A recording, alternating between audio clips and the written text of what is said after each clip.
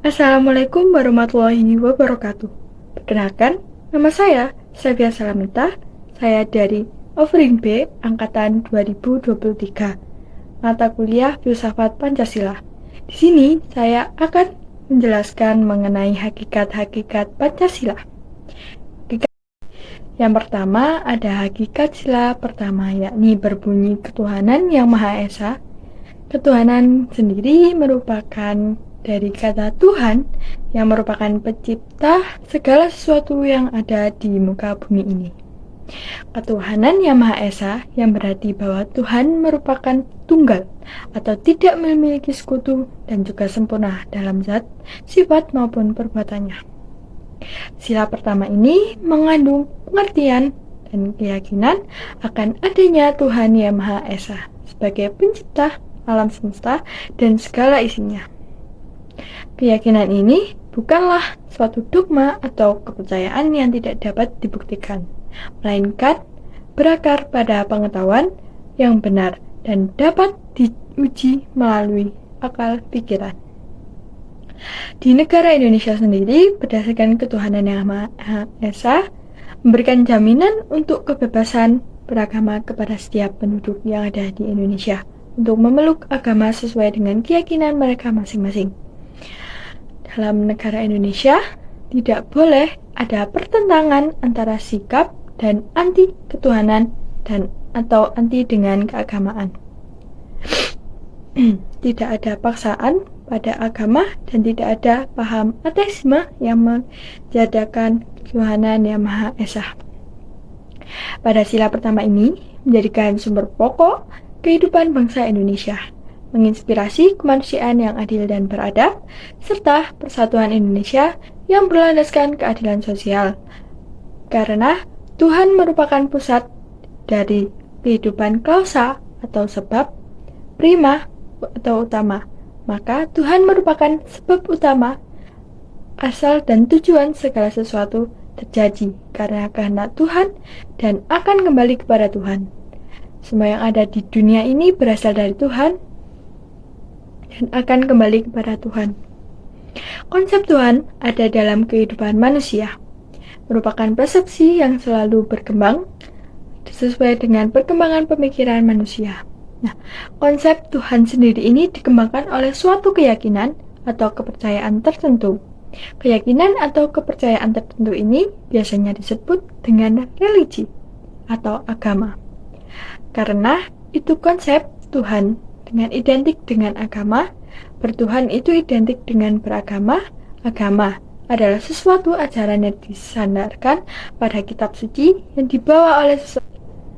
Kepercayaan dan keyakinan terhadap Tuhan yang tidak disandarkan oleh kitab suci yang disampaikan oleh Nabi tidak disebut sebagai agama, melainkan sering disebut dengan penghayatan kepercayaan kepada Tuhan yang Maha Esa.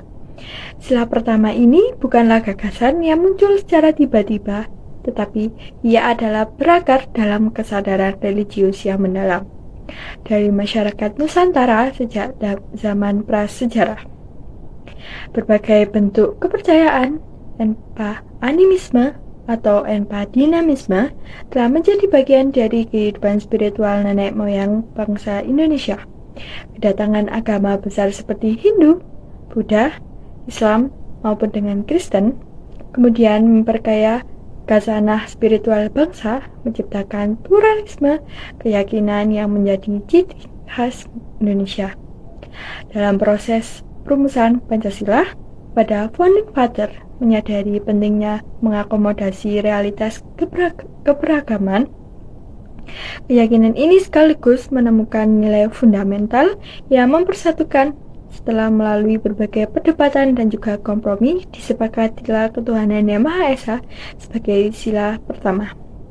Frasa ini dipilih karena dianggap paling inklusif dan juga dapat diterima oleh berbagai kelompok agama kepercayaan yang ada di Indonesia.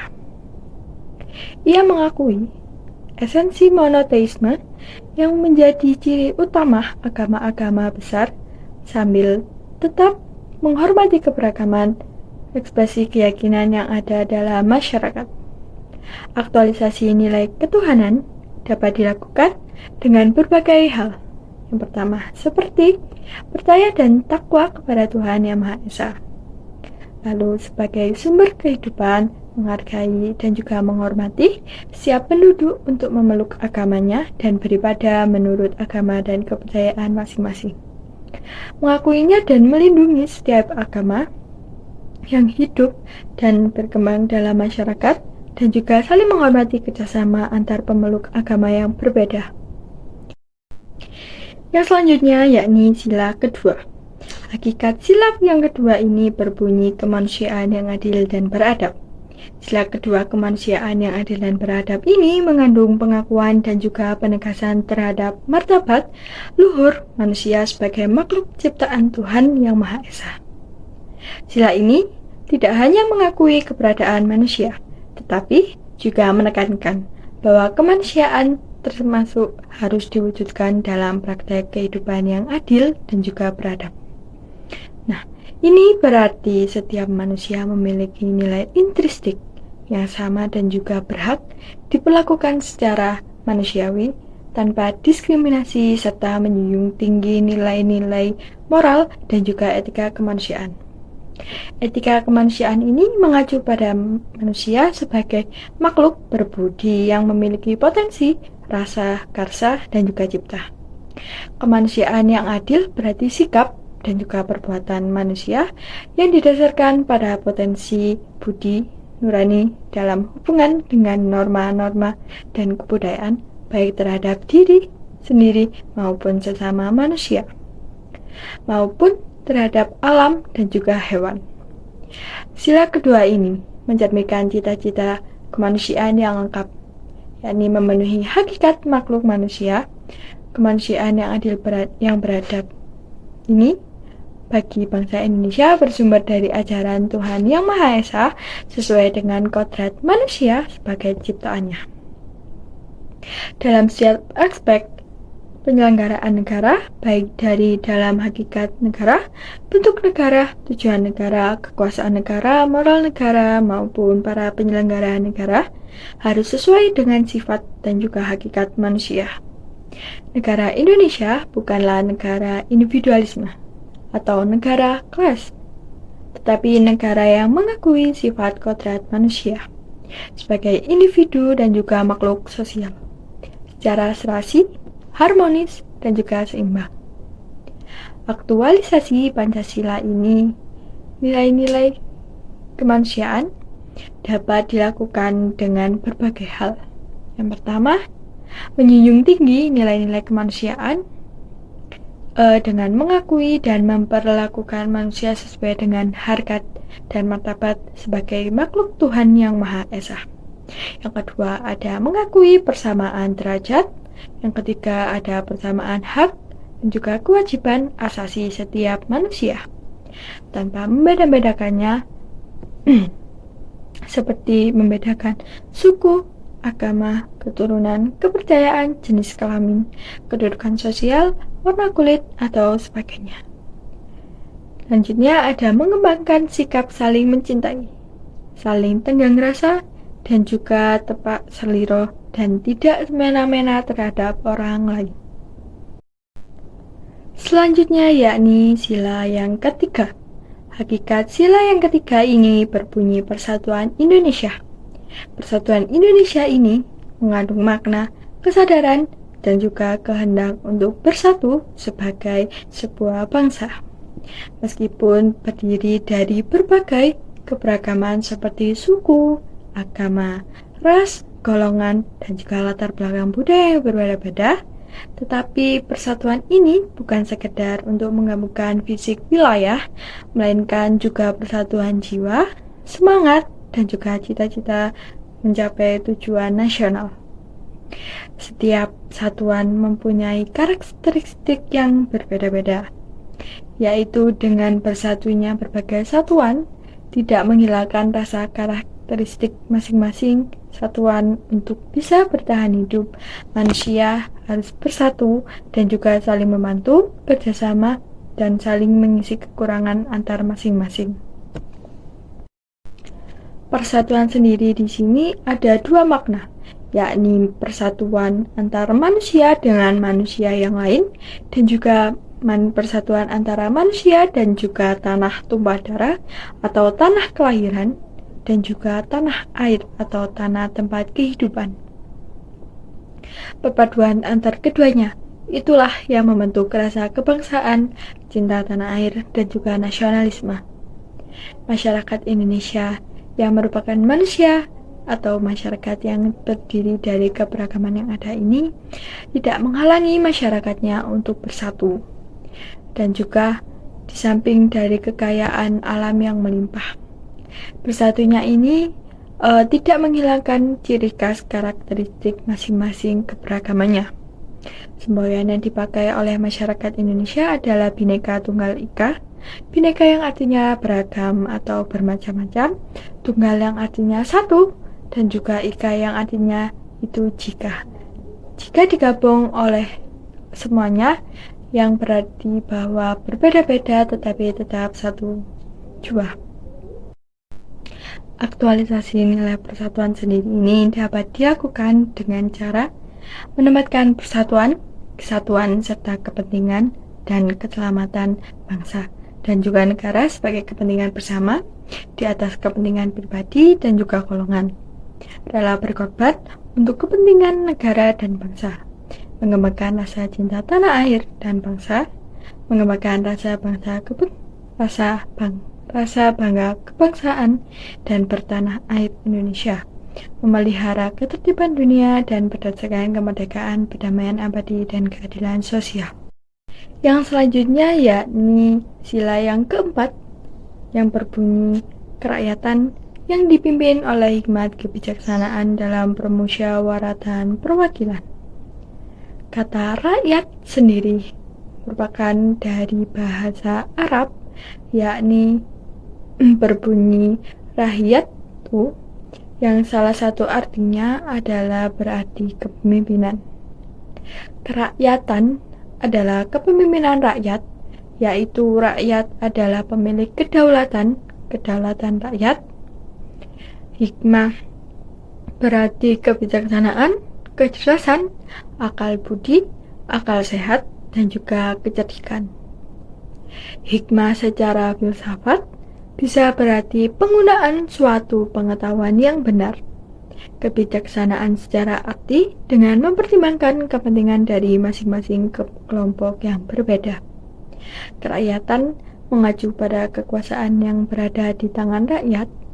Hikmat kebijaksanaan berarti penggunaan pikiran yang sehat dengan mempertimbangkan persatuan dan juga kesatuan bangsa serta kepentingan rakyat secara sadar, jujur, dan juga bertanggung jawab.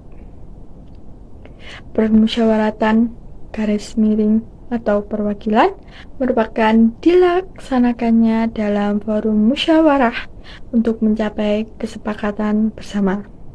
Forum musyawarah dengan menggunakan sistem perwakilan yang representatif menghimpun perwakilan dari berbagai kelompok ataupun golongan. Permusyawaratan perwakilan adalah sebuah sistem yang melibatkan partisipasi rakyat dalam pengambilan keputusan melalui musyawarah untuk mencapai mufakat. Sila keempat ini menyatakan bahwa kekuasaan tertinggi berada di tangan rakyat, yang dijalankan melalui sistem perwakilan, dan keputusannya dapat diambil melalui musyawarah dengan pikiran yang sehat dan juga bertanggung jawab. Masyarakat Indonesia sejak dulu menjunjung tinggi dan menempatkan kepentingan rakyat sebagai kepentingan bersama-sama untuk menciptakan sebuah keputusan dan juga kebijakan yang diambil harus diabdikan dan juga dapat dipertanggungjawabkan kepada rakyat sebagai pemilik kekuasaan tertinggi. Dalam menyelesaikan masalah, masyarakat Indonesia selalu mengutamakan musyawarah untuk mufakat. Keputusan musyawarah selalu diambil yang didasarkan oleh pertimbangan akal sehat dan juga kearifan untuk mempertimbangkan kepentingan yang berbeda-beda. Musyawarah dilakukan secara hikmat dan juga bijaksana dengan menghimpun perwakilan dari berbagai kelompok dan juga golongan. Aktualisasi nilai kerakyatan dapat dilakukan dengan berbagai hal, seperti menerima dan melaksanakan hasil keputusan musyawarah dengan etikat yang baik dan juga rasa tanggung jawab untuk mengutamakan kepentingan bersama di atas kepentingan pribadi dan juga golongan. Selanjutnya, yakni musyawarah dilakukan dengan akal sehat dan sesuai dengan hati nurani luhur dan memberikan kepercayaan kepada wakil-wakil yang dipercayai untuk melaksanakan permusyawaratan. Yang terakhir merupakan sila yang kelima. Hakikat sila yang kelima berbunyi keadilan sosial bagi seluruh rakyat Indonesia.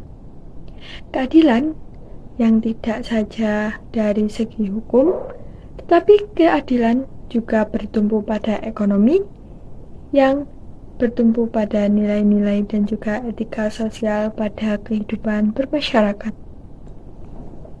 Keadilan yang bisa dirasakan manfaatnya oleh seluruh rakyat. Keadilan yang lebih melindungi pada mereka yang lemah dan juga terpinggirkan. Keadilan yang menyejahterakan semua pihak, bukan keadilan yang hanya semata-mata berorientasikan pada kebenaran dan juga kemenangan. Keadilan yang menumbuhkan kemakmuran bersama bagi seluruh rakyat Indonesia.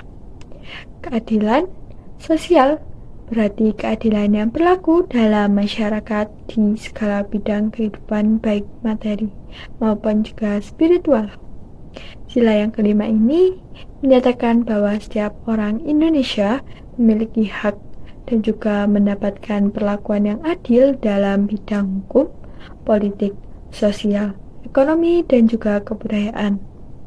Keadilan sosial merupakan tujuan dari 4 sila pada sila yang sebelumnya, yang bertujuan untuk memajukan kesejahteraan umum dan mencerdaskan kehidupan bangsa serta mewujudkan perdamaian dunia yang abadi. Sila kelima ini mengandung cita-cita keadilan yang bersumber pada sifat kodrat manusia sebagai individu dan juga makhluk sosial. Dalam prakteknya, keadilan sosial diwujudkan melalui keadilan distributif, keadilan legal, dan keadilan kumulatif. Dengan demikian, Pancasila sebagai dasar negara Indonesia mengandung hakikat dan juga nilai-nilai yang mendasari kehidupan bangsa Indonesia. Sila-sila Pancasila ini menggambarkan prinsip-prinsip yang menjadi landasan dalam penyelenggaraan negara dalam kehidupan bermasyarakat. Masyarakat adil dan juga makmur yang berarti masyarakat Indonesia yang mendambakan kehidupan yang adil dan juga yang berkehidupan yang makmur.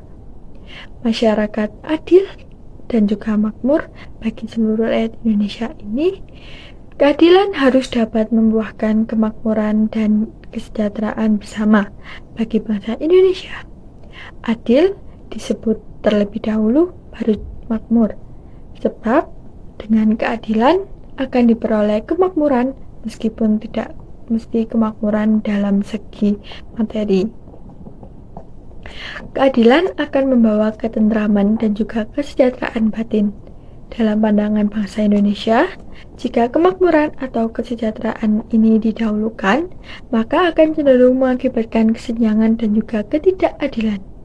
Keadilan dan juga kemakmuran adalah dua hal yang harus dicapai secara seimbang, namun tetap mendahulukan keadilan atas kemakmuran.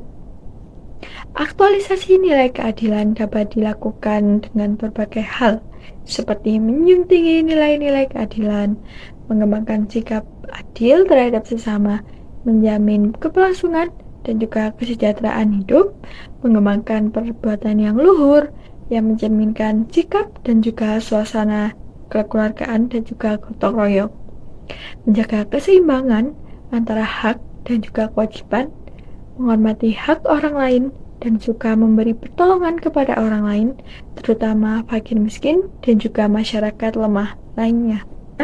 Selanjutnya yang terakhir, yakni saya akan memberikan kesimpulan untuk penjelasan mengenai hakikat-hakikat sila pada Pancasila. Yang pertama ada Pancasila ini sebagai filsafat yang komprehensif atau komplit, melihat dari sesuatu dari berbagai sudut pandang atau skala aspek. Yang pertama ada aspek ketuhanan, ada aspek kemanusiaan, aspek persatuan, aspek kerakyatan, dan juga yang terakhir ada aspek keadilan. Dalam memahami Pancasila ini harus memiliki dasar yang komplit.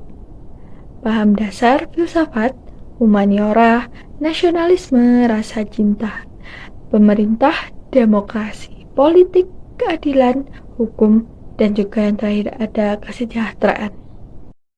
Untuk kesimpulan yang kedua, yakni Pancasila sebagai filsafat yang menekankan pada aspek keseimbangan, harmonisasi dalam hal keseimbangan antara ketuhanan dan juga kemanusiaan, antara spiritualisme dan juga materialisme, antara kearifan lokal dan juga perkembangan lokal, antara cinta daerah dan juga cinta negara, antara cinta negara dan juga cinta dunia, kepentingan umum dan juga kepentingan golongan, keadilan dan juga kesejahteraan.